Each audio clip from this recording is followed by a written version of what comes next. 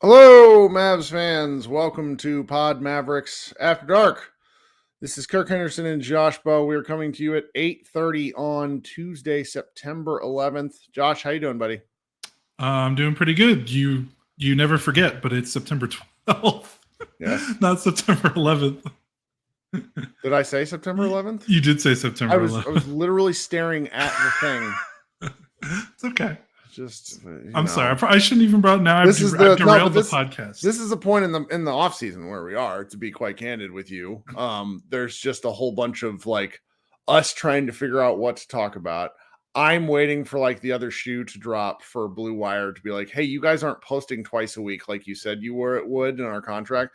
Only because when the season starts, we will record anywhere between 6 and 8 shows a week, right? And like blast your everybody's feeds, and it's like, okay, just that's my fault. I will get better at this. I had management changeover in my real job for like the third time in 20 months, so it's like I got to figure out how to work with a new guy, and I'm probably not going to try to sneak in a Friday show unless it's a real slow time. But hey, we'll see. We'll never know. So September 12th, week ago today, I had a soliloquy kind of about how much I love international basketball and how much I was looking forward to seeing Luka Doncic playing in the quarterfinals of the FIBA World Cup.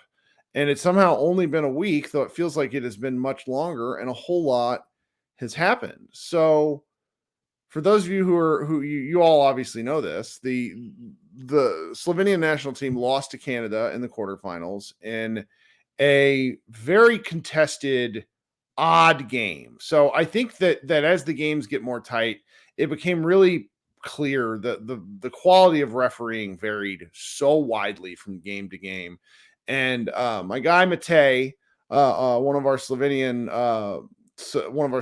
listeners who has his own show and does a lot of his own work over in Slovenia, reminded me that there's some kind of disagreement. And so 50 of the best referees from like Eurobasket or the EuroLeague, I can't remember which one, basically couldn't referee the World Cup. And I think that sort of reared its ugly head in like a strike, a union strike or something. There's a lot of politics in international basketball that I flat out don't understand. That's fair. And I would like to understand it because I think a lot of this stuff is really interesting because I really like international basketball. Well, the game was really, Canada played a phenomenal basketball game. Slovenia played an amazing first half, shot the heck out of the basketball. Two things occurred and that really caught up in a hurry. The first thing was that Slovenia figured Canada basically had better players. Like the talent disparity reared its head pretty quickly at the start of the third quarter. The other thing that happened was the Team Canada basically took the gamble. They reminded me of the old like Seahawks Legion of Boom defense, where they took the approach of, well, they can't call a foul on every play against Luka. And it was incredible. The Canadian defenders were in Dylan Brooks, and then my guy, the other guy from Oklahoma City Thunder, was real, like they were in Luka's business. They were in his shirt the entire game. It was probably one of the most physical performances I've seen from a team defense in a basketball game in my entire life. Like Lou Dort was just in his grill too, but there's just something different about what Dylan Brooks does. And in the first half, Luka picked up a technical foul when Slovenia was up. Okay. They were up, and I want to say it was like 40-37, something along those lines. And Luka gets fouled on 3 straight possessions. And I mean, in Luka's defense, these were not like touch fouls. These were straight up like muggings, him ending up on the ground type fouls on drives with just no call. And he gets a technical, and all of a sudden the game's tied, and then Canada's up. And it was like a 6-point swing in a matter of minutes, and it was bad. That changed the feel where at that point Slovenia was holding off Canada just so. And then the game was tied at halftime. I think it was 49-all.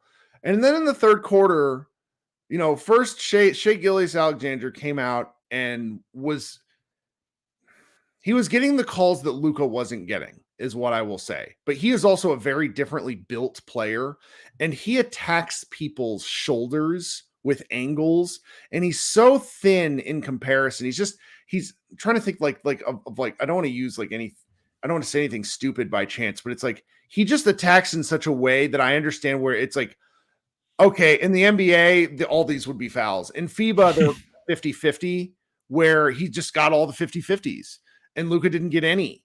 And all of a sudden, it was a pretty big lead. Slovenia rallied multiple times because at the end of the game, the score was 100-89. Luka got fed up with one possession, and let's hear Brooks.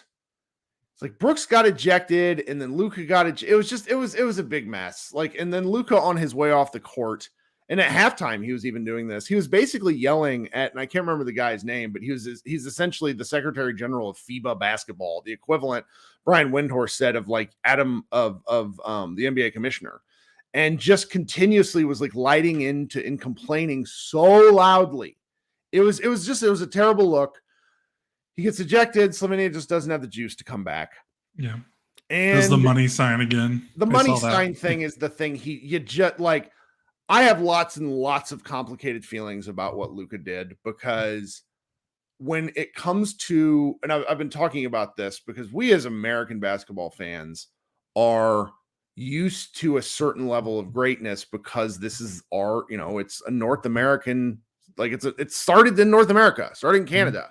It's an important sport to us, but we're also just very good at it. So we take some of the excellence for granted.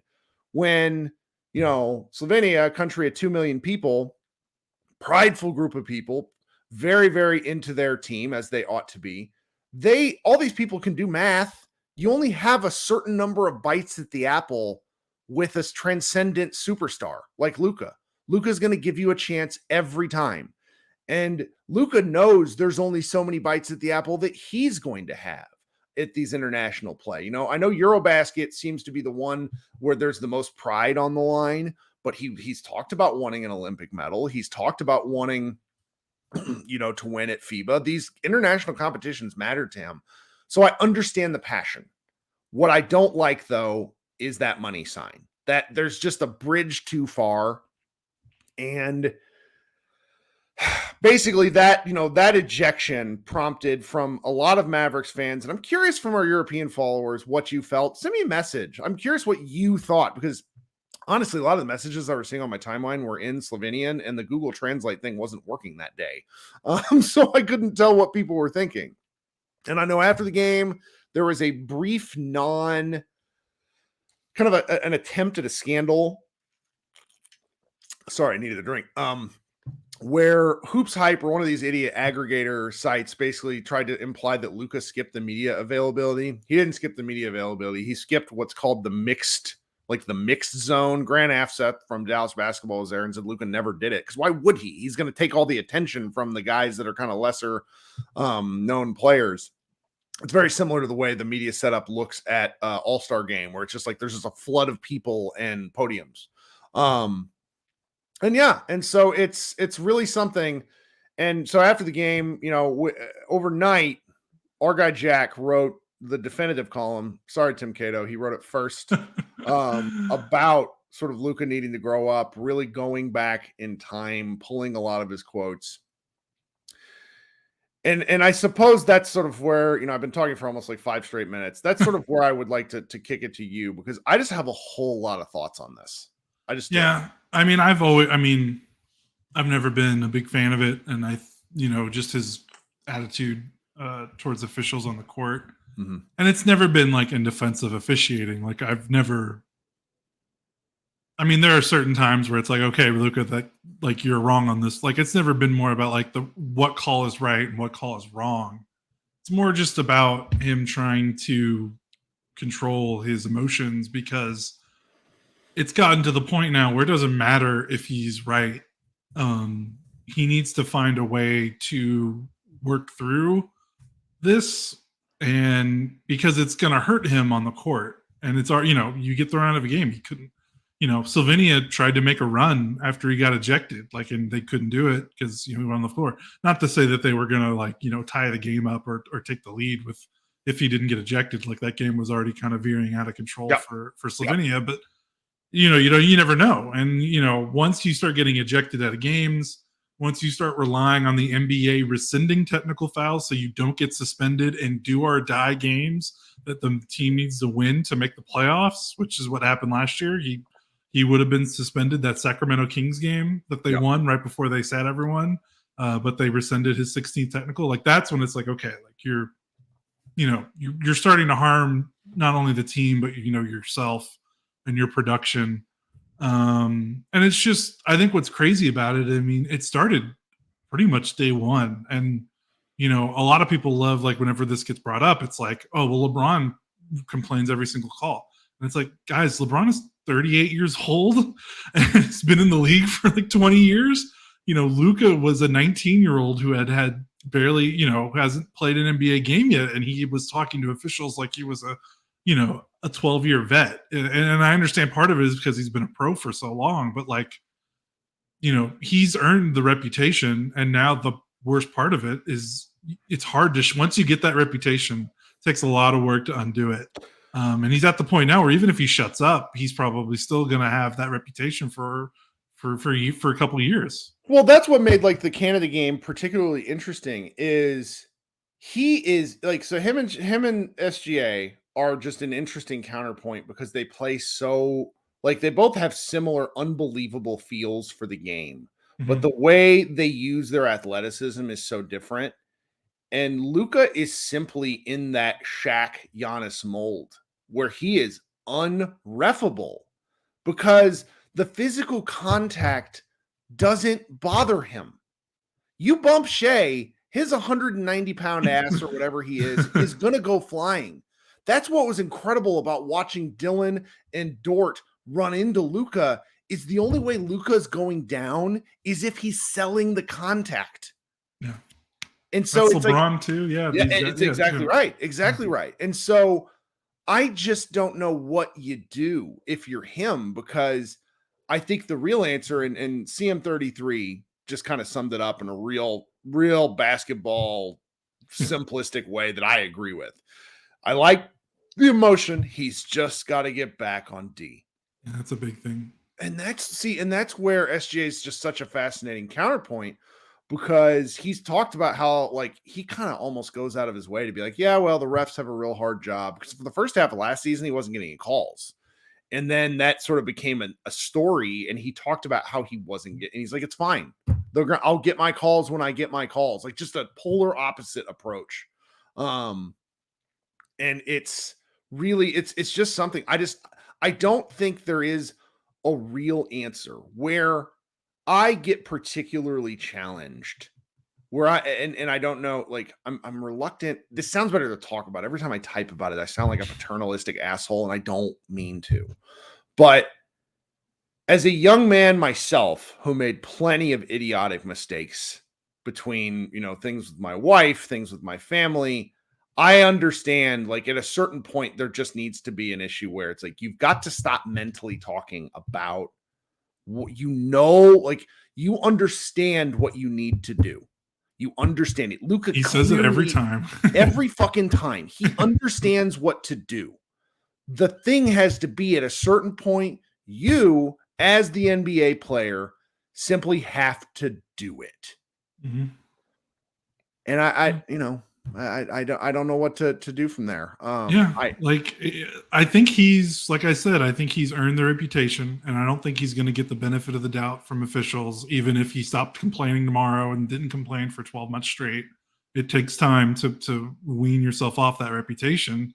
So knowing that you've probably already dug yourself that kind of hole, like the commenters have said, like other people have said, to get back on defense, like the thing where he was talking to an official and he had his back to the basketball while Kyrie Irving was running a play during a game last season. Funny enough, Kyrie scored, which was kind of like emblematic of like the Mavericks potential is like, but it's just that it's that kind of like when he gets taken out of the game, whether it's not getting back on defense, whether it's not participating in an offensive possession because he wants to talk to an official on the sideline while someone else runs a pick and roll. That's the part where it's like, you can, you might not be able to change the calls that are going to go against you and how the officials treat you, but you can, that's within your realm to control that part of it. Well, this is a thing that's not going to happen, but I do like the way that FIBA actually applies a personal foul if you get a technical, because it does something. Like getting a technical in the NBA is the equivalent of getting slapped on the wrist. Nothing actually happens. You have to get 2. And then you have to get 15 or 16 over the course of the season for there to be a specific impact. Like when Luka got that first one, it was like, okay, we got to settle down. And then the way the game was called in the third quarter, which was, and just to be perfectly candid, was unfair. It was not fair. But if I've learned anything at nearly 40 years old, is shit is not fair. Sometimes it's just like, it's not fair. And then you got to learn to deal with it. And I don't, I want to defend the passion, and I did a little bit ago. My favorite is a guy who joined the room. So the first thing I hear is you guys, kind of being like he needs to grow up. I actually understand why this matters so much. It's just you just can't do it again. You can't do it again. And it's one thing. Like, we even talk with our staff, like when we're talking about the game, like the ref thing. There's nothing you can do about it. And like when our Slack gets on fire from bad calls. I mean, you know more better than anyone. That drives me nuts because it's just like there's nothing we can like. I don't want to write an article about how the refs screwed the Mavericks out of the game. I was a big refs guy in the 2000s. Like Cuban made me that way because he was a big refs guy. Mm-hmm. But that's an aspect of the game that's out of your control. There's nothing fun to talk about when you're talking about refereeing, and it's the same way for the players. Like you're not going to change that ref.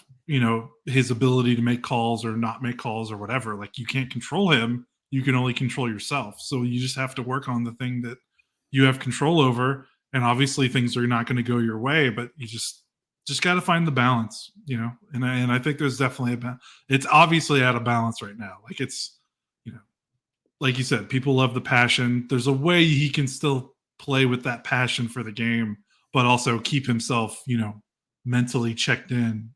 And not let the refs kind of get into his head like they do so frequently. Well, and then there's like in the very next game, Canada just got waxed by the referees. Like it was that game was so terrible. It was they played Serbia and they lost 95-86. Serbia lost to Germany in the finals. But the foul differentiation, I'm trying to look it up, but it was at one point in the game, I remember seeing something where it was just like, this is such a difference in the way the fouls were called. So see here, Serbia had 22 fouls. Canada had 25, but at a certain point in the game, I just remember seeing it was just like, this just isn't like, it's a different, and you're going to get that sometimes. You're going to get it from game to game. And like, as much as I get frustrated by the NBA referees, I actually dislike the way the NBA game is called from kind of a more philosophical point of view than I do individual. Like I don't really remember the last time I thought like a ref did a terrible job. I don't like what I did really like about FIBA was I felt that the physicality was called the same all over the court. Whereas in the NBA, and this is Luka's big beef, where you get close to the rim, anything goes. If you do anything outside the 3-point line, you are going straight to jail. Like this is how Joel Embiid is such a grifter, where he falls over on like outside all the time. It's one of those things. Yeah. Let me see here. Yeah. So Luka had a lot to say after the games. He did end up speaking. He played in the next 2. There were still 2 more games, I think. And he played. Which was like, I remember Chuck Cooperstein was kind of like freaking out about this, being like, why is he playing? It was essentially because, Luka wants to put on Yeah, he played against Lithuania where they lost 100-84. I missed that one. And then they beat Italy in the 7-8 matchup. It's pretty interesting. It's like that they had these games is something that I wonder if FIBA will look to get rid of at some point, because like they're not playing for anything. Like the ranking doesn't affect anything going into the next tournament, going into the next, maybe in like the standings. But it was just more of an opportunity for Luka to get hurt, which was a little bit worrisome. But at the same time, fans pay to go to those games. So I think it speaks to the kind of competitor Luka is, where he did continue to go out and play basketball. He gave, I saw it on Grant Afseth talking about it, but he gave some quotes that essentially said his thigh is hurt again. And I don't know what to do about that, because as my friend Josh, who sometimes pops in on these, he's at the gym with me every couple of days. He's like, Luka's such a, you never like, what does Luka being hurt actually mean? And it's a fair statement, but what I said was, you never hear Luka actually say that he's hurt.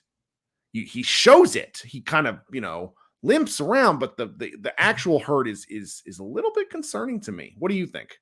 Yeah, I mean, he's always, he doesn't beat around the bush when it comes to media. And I want to say, I can't remember what injury. Maybe it was like an ankle. When he got hurt last year, I can't remember if it was the thigh in March, or I think he had like an ankle a little bit before that. He also said something where it was like, it's not good. Oh no, I think it was maybe the calf before the playoffs, that last game of the playoffs. No, the regular season before they played the playoffs in 2022. I can't remember. He just was straight up like, it doesn't feel good. It hurts. Like, he doesn't give like the rah kind of. If he's really hurt, he says he's really hurt. He doesn't try to give the like, well, it should be okay, whatever. Yep. And he said it like, I don't know what to say. It's not okay. At the same time, I have to prepare for one more game. I think this was after the Lithuania game that I got to prepare for a whole season. Knowing Luka and how he can amoeba himself in shape and out of shape seemingly within days or weeks of each other, him being a little, being lame there in his leg isn't great. You mean the literal like physical definition of lame, not sorry, going back there. You mean his leg is lame. Yeah. Sorry, I don't. That was like I used like a lost in translation term there for some people. So that's I mean, it's kind of, we won't really know until he gets to training camp, which is about we're 2 weeks. 2 weeks from today they start training camp, so we'll know then. 2 weeks, like if he's not practicing or something, like that's not something that can be hidden.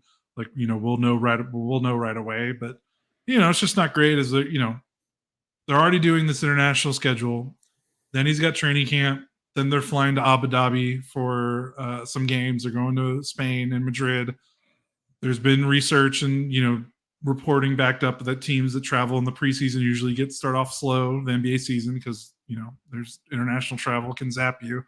So like just all this stuff was already building up on him, even if he was healthy. So the fact that he might be a little gimpy, going into this stretch where he's going to be back, he's coming back to Dallas, but then he's going to be right back to international travel for 3 games. And, I just hope that doesn't throw off anything about their start, because how many times have we said they need to cut the crap with this? They've started slowly 3 years in a row. Yeah. So they got to figure out a way to start the season off strong. Well, I do want to talk about that, but before we get to that, we do need to do a little bit of business. And the thing I want to point you to, guys, is the thing I've talked about for the past several weeks. I'm really recommending you guys check out this NBA 2K mobile game. The real 2K, the platform edition has recently released, but I can't play those games. I turn into a lunatic because the logic drives me nuts with how things do and don't work.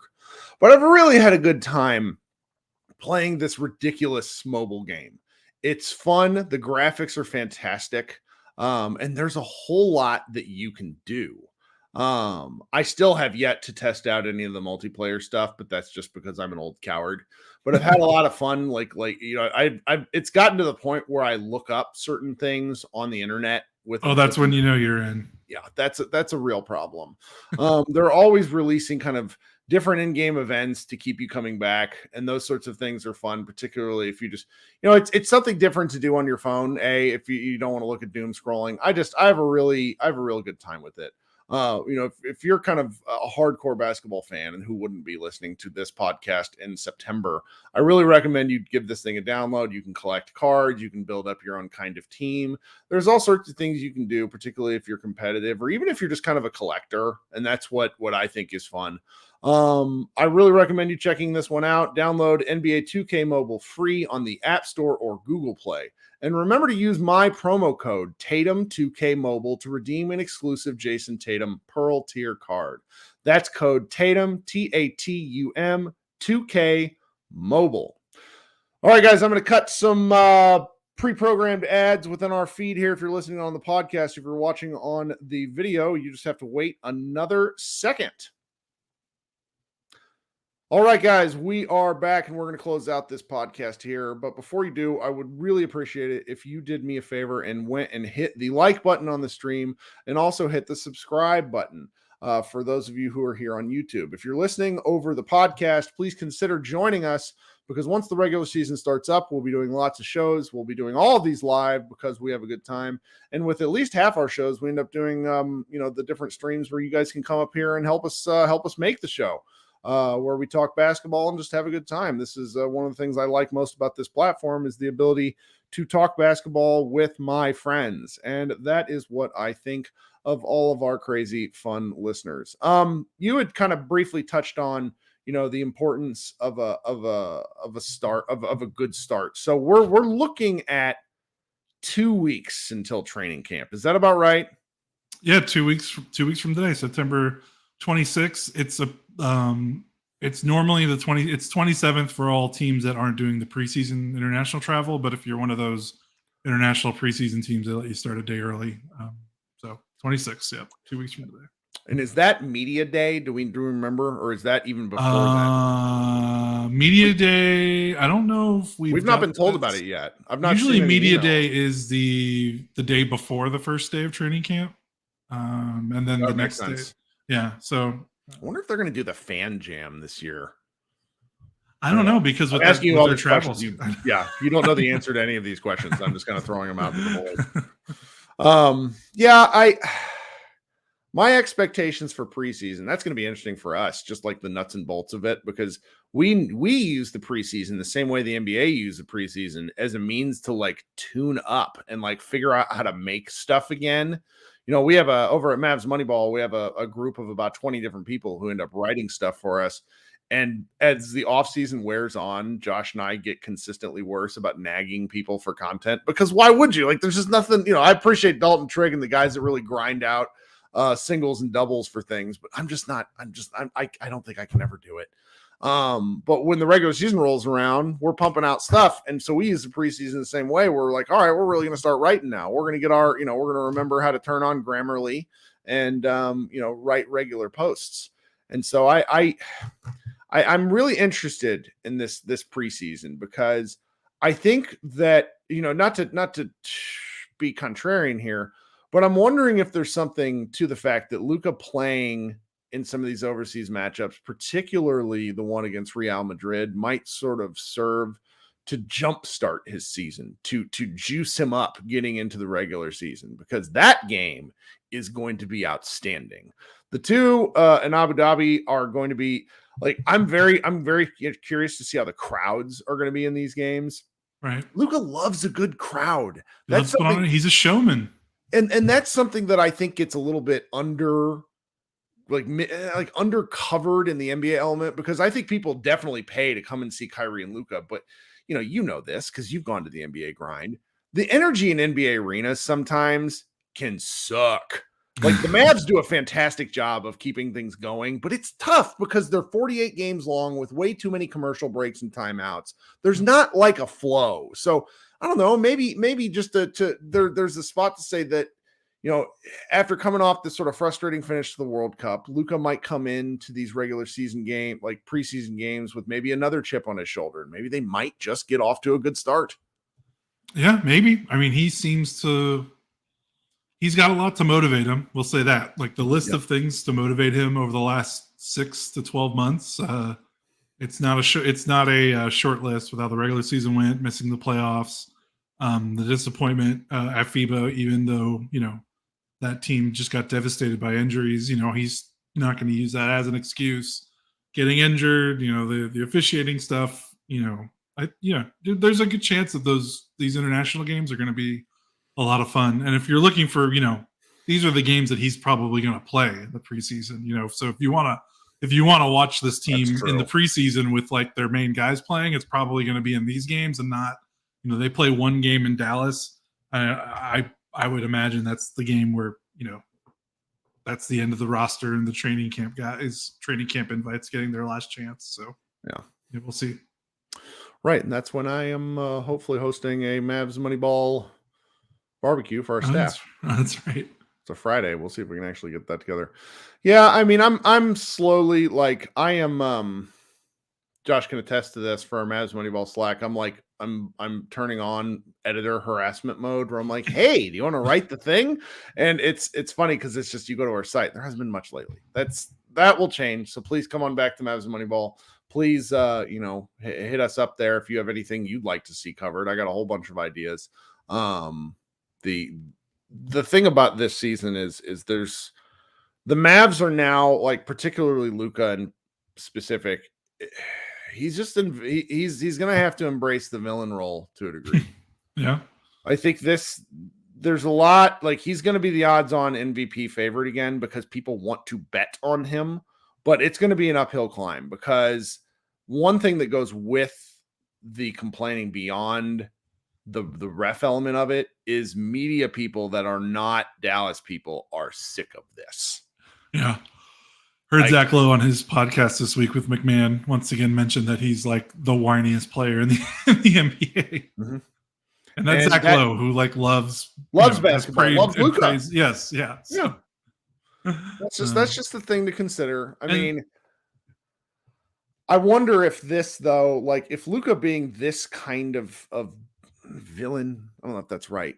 But the subtext of that could be it's a really interesting space for Kyrie Irving to just operate and play basketball without being the center of attention. Because he played great last year. Like more you look at Kyrie's numbers, he played so good. You'd say he had his best year of his career last year. Yeah. Played through foot problems, which if you know Kyrie's history and his injury history, that's a big deal. That's a pretty big. You have foot problems. Like feet hurting sucks. I mean, we're talking about a guy who literally threatened the team he won a title with that he was going to get knee surgery if they didn't trade him, and now he's playing through a busted, a sore foot or whatever it was, busted plantar fasciitis. Yeah, that's nothing. Hurts, man. I mean, that's part of the reason why I thought it was kind of crazy that they kind of stuck in the fight so long, because I was like, if he breaks his foot in like one of these dumb losses that they're having at the end of the season, then you got problems. But he made it through okay. I think the villain thing's kind of interesting because it also made me think of this is also going to be the first season where the shine has kind of worn off in terms of the perception of the club, both local and nationally, I think. We've obviously been on top of this team when they've needed to be criticized and the moves that we haven't liked that's kind of been slow building that eventually kind of led to last season blowing up in their faces. And, up until that point, I think, both local and national media kind of treated the team with kids' gloves. That might be a little bit too harsh language, but there was a general sense of like, this was, Luka is so young and he's a shiny new toy. And there's a lot of hope and optimism around the franchise. And you just sort of assume a team with the player as good as him, as young as he is going to be one of these teams on the rise. And then last season happened and they don't make the playoffs. And I felt like a lot of the wool has been kind of pulled down from over people's eye that was maybe been covering their eyes. I don't know how to, I'm butchering how to talk about this, but like, I don't think people, I think people had their perception of this team shattered a little bit. And I think that there is a bit more pressure, spotlight, bullseye, whatever you want to call it, on the team to perform, because last season, I think, kind of like broke a lot of things in people's minds. I think, you know, I mean, I'll just say like people that we see that normally don't act very critical of the team. I'm not trying to say this is a good or bad thing. All of a sudden we're sounding like us. Like, I'm like, wait, what's very going on? pissed off at the end result. Yes. And so I think that this is going to be an interesting season because this is the first time we're going into the season. It's not like, hey, everything's cool, everything's great. Like, you know, obviously the good off season is going to help that. But there's actually some like, hey, you guys didn't you guys finished 11th in the West. Like it's time now. Like they can't F around anymore. You know what I mean? I feel like there's actually going to be maybe some more accountability across the media landscape for the team's performance, more so than maybe it did the first 3 or 4 years of the Luka era. If that we'll makes sense. see. I mean, because there's a lot of media people that do not like Kyrie Irving. Yep. That and then are both sick of Luka. Yeah. And one of the things that I found frustrating in my conversations with people, so it's like Shai Gilgeous-Alexander might be my third favorite player in the league to watch, but like the effusive praise that he's received this World Cup has kind of gone overboard. It's like, oh, like even Bill Simmons is like, well, you know, Shai might be better than Luka. You know, it's and there's all sorts of that. And I'm just like, well, which is fine, but then you're going, they've been in the league the exact same amount of time. They were in the same draft class. They were? Yeah. Oh, I thought Shai was 2019 or 2017. I could be wrong. Look it up while I'm rambling here, but I'm pretty sure he was in the same draft class. Go ahead. I think the point being in where I'm trying to go with it, even if he wasn't in the same draft class, Luka's done it already. Luka has a resume. Shai does not have a resume. I don't hold that against him because of Oklahoma City's institutional incompetence, where they have basically been trying to lose for several years. And it's you know, it just kind of frustrates me where we're going to see stuff like that all year, despite Luka having done it, whereas Shai hasn't made the playoffs. So and you're right. 2018, he was drafted 11th. I mean, which just goes to show you, like, that draft is fucking ridiculous. Yeah, it's insane. It's just such an insane draft. So yeah, it's like I'm going to have a hard time with the conversation, but I also I get why you go that way, because the Mavericks were Western Conference finalists.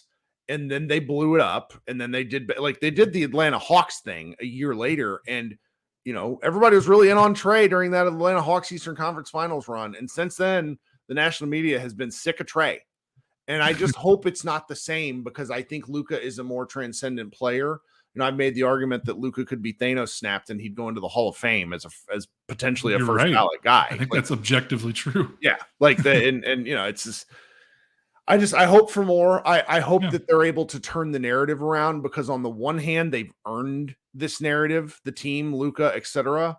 But there's a chance to shed the narrative by doing this really simple thing where you just go win. Yeah. And that's better for us. We need them to win. This what we're doing right now, the website, all that stuff doesn't really exist if they don't win. Because you guys make it very clear that you do not want to follow a bad basketball team. Which why would you spend your time with a bad, any more time that you had to with a bad basketball team? So there's incentives all around. They need to win.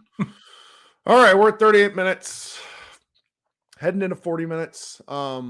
Shout out to my guys, Nick and Isaac over there at Locked On Mavs. They had an incident similar to me where Nick had to get up in the middle of a live show. He cut his finger open and had to figure out how to bandage it. Wait, how did he even do that? I have no idea. I just watched the clip that Nick posted. Chopping vegetables while he's recording a podcast? You went on a soliloquy where you're talking about something, and Isaac sort of went into Isaac ASMR mode where he just started saying words very calmly. It was one of the silliest, and it made me laugh so hard. Anyway, podcasting is a risky business, so I'm told. A lot of work hazards. Trying to think. Not gotten to play any flipping video games because I have a house guest and we had an event at our house this weekend. So are you just laying in bed thinking about Starfield then? Since a little bit. You have this, are you little itchy, not being able to play? I got a message. I get text messages. My favorite, Jason Concepcion, formerly of The Ringer. Now I think he's a bit of a free agent. He will text me about 2 specific things: Apple's show The Foundation and Starfield. And awesome. it's just like whatever video game thing he's like thinking of. And he like keeps sending me all these clips. I'm like, man, I've only played for like 13 total hours. You're killing me. I can't do this right now. It's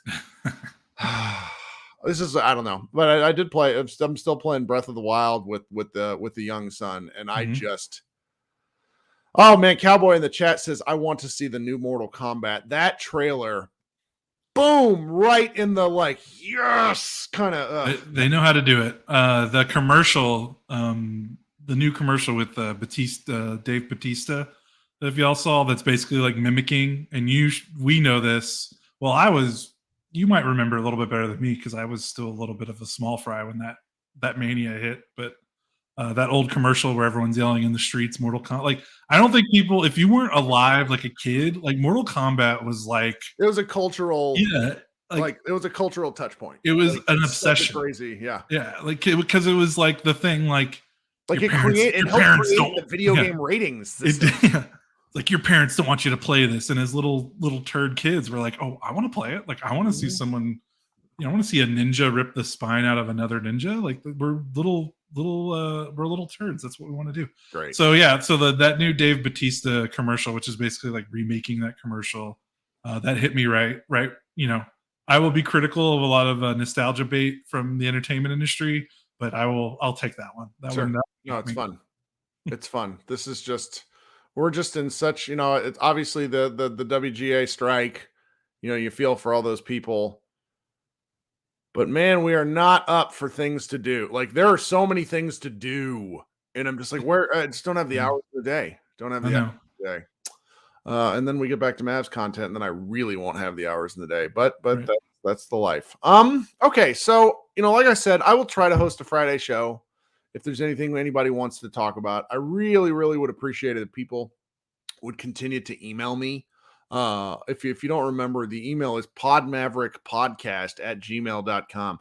I am alarmingly easy to get a hold of between Twitter and email and other things. So it's like, I love talking about stuff all the time. I let Josh take mental breaks because I think if he thinks about this all the time, he loses his mind. Whereas me, I become more powerful. That's your life source. Right. Well, it's just, it's a good thing. I'm a little, it's occurred to me that I guess I am an extrovert, and like and so I work from home, so I don't see anyone. So it's like talking to people on this is like kind of my lifeblood. It's fun for me. Yeah, so we'll be back. We'll see. We'll obviously be back next Tuesday, like we've been recording. We're going to start rolling out some preseason content, and we're going to, amp up in that regard. I'm working myself into getting excited for the grind. It takes me a little while to get there. Once we start actually doing it and it becomes like a workout routine, then it's easier. But those first stages suck. Just like back in the grind. Yeah. And I think what'll help compared to last summer, like when we get to media day and we see like the Grant Williams interviews and the Derek Lively interviews and the Omax Prosper interviews, that'll give us a little bit of a jump start, because like, let's be real, like we were talking ourselves into last season, like every time we recorded until, during the preseason. It was awful. Like it was an awful off season. It's one of the worst off seasons they've had, since as a franchise, obviously the worst since Luka's been drafted. And we couldn't just get on this podcast every single week and say that, like, this is the worst off season ever. Like eventually training camp starts, you have to talk about something else. But I think, quietly it was just a little bit more soul sucking, because we knew in the back of our heads what was about to happen because of the off season, but we kind of had to talk ourselves into it. But now we don't have to do that. I think the new acquisitions, I think, are really gonna energize some things. I really hope so. I really, really hope so. Okay, guys, this is and Alan. Josh means the 2022 off season, not the 2020. Oh yeah, sorry. Season. Yeah. This last the Brunson off season. The Brunson off season, right? Yeah. Right. Anyway, the McGee off season. Did you see that Facebook graphic I found? I did not. There was. I'm gonna go find it. No, I did. I posted on my Twitter, and it was like just this was so easy. It was from the Mavs Nation Facebook page. I didn't see this. Grabbing a clutch points graphic which was put together from a tweet from a guy with the handle @life and then a whole bunch of numbers with the name Scapegoat Defender. And it said, Mavs 2022, let Jalen Brunson walk for nothing. Mavs 2023, let Christian Wood walk to a conference contender for nothing. Conclusion, nothing has been learned. And I'm just like, those are not the same things. I don't need everybody to be as into the Mavs as I am, but I do need you to not do that. That's really... You need a baseline, like a standard. That's right. Like a compliance department. Well, we'll see. All right, team. Everybody be good. Have a good rest of the week, and we will talk soon. Thanks for hanging out, and go Mavs.